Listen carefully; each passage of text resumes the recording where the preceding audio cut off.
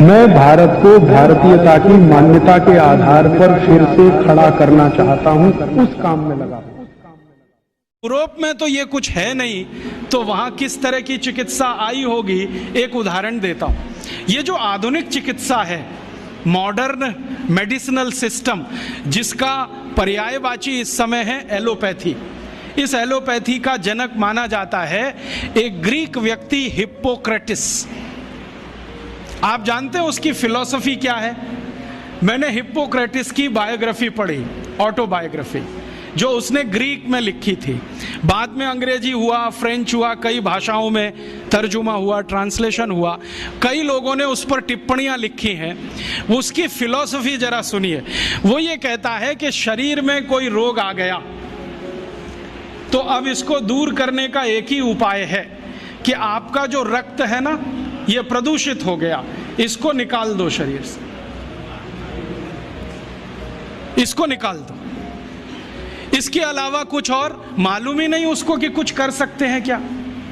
तो उसने ले दे के एक सिद्धांत बनाया कि आपको बुखार हो गया तो रक्त प्रदूषित हो गया, इसको निकाल दो। आपको जुकाम हो गया, रक्त प्रदूषित हुआ, इसको निकाल दो।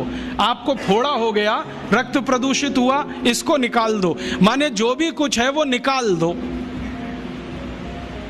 ठीक है।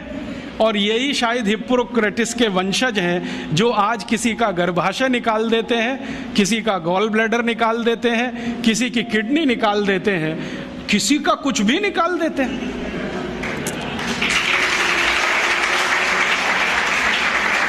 और निकालने के पहले हमको कन्विंस करते हैं, देखो ये तो बेकार है, इसमें अब रखा क्या है।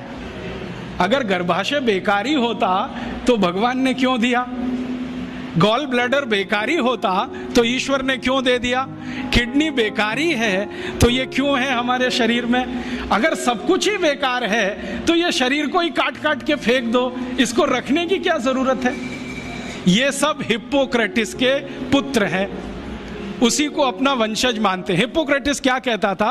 कुछ बीमारी हुई रक्त निकालो। वो तो बेचारा रक्त तक सीमित था, इन्होंने इतना विकास कर लिया है कि अब कुछ भी निकाल दो। मैं आपको एक सच्ची कहानी सुनाता हूं, ये हमेशा आप याद रखना।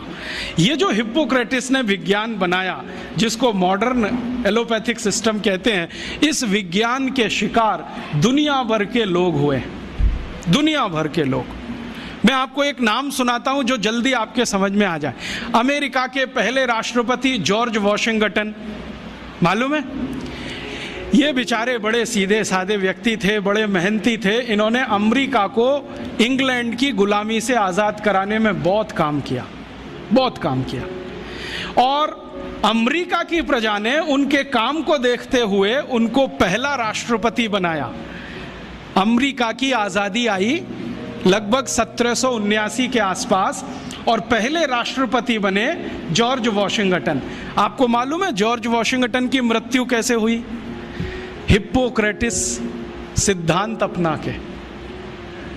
क्या हुआ, वो जब राष्ट्रपति हो गए ना तो एक बार उनको बुखार आ गया, कुछ वायरल इन्फेक्शन हुआ होगा।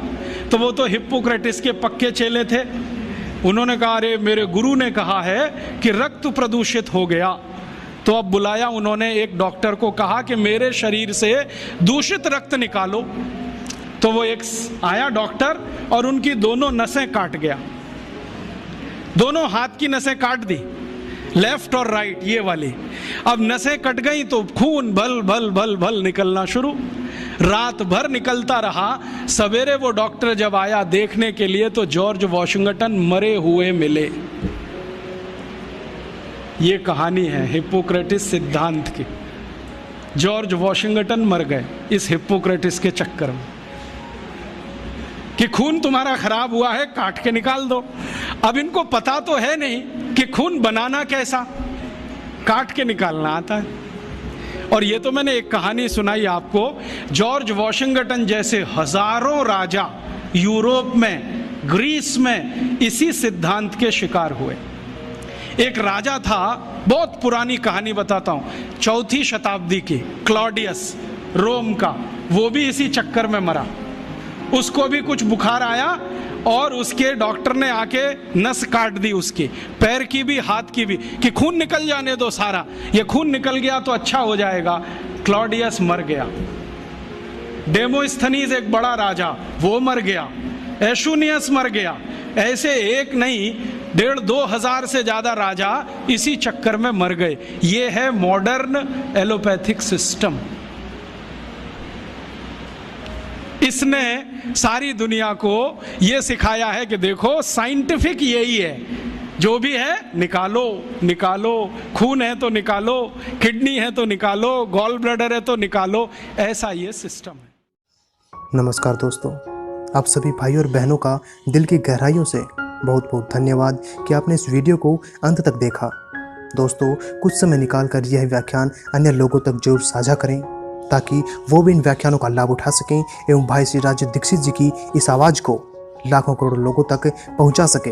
अंत में दोस्तों, एक बार फिर से आपका बहुत बहुत धन्यवाद कि आपने हमारा इतना साथ दिया और भाई राज दीक्षित जी के इन व्याख्यानों को जन जन तक पहुंचाकर लोगों को जागरूक किया।